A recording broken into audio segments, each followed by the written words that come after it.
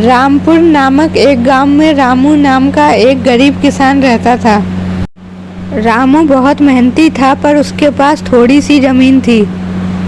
उस जमीन से जो भी फसल होती वह उसके परिवार पेट भरने को भी कम पड़ती।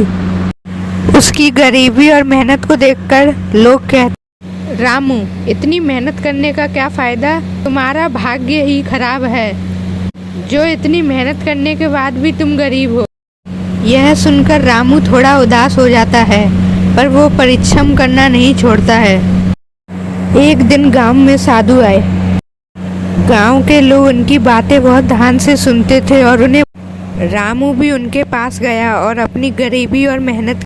साधु ने उसे ध्यान से सुना।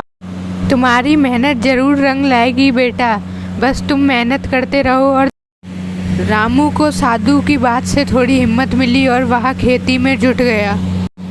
दिन रात मेहनत करता और खेतों में समय बिताता। समय बीतता गया, लेकिन रामू की स्थिति में कोई खास बदलाव नहीं आया।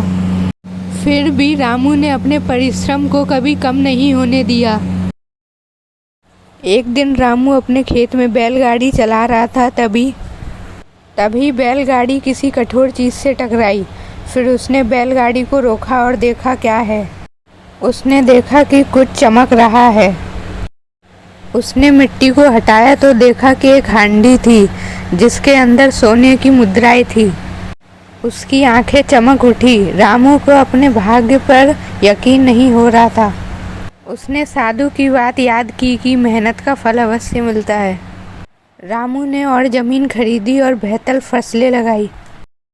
इस घटना के बाद गांव के लोग भी उसकी तारीफ करने लगे। कहने लगे, देखो, मेहनत का फल मिलता ही है, बस धैर्य रखो।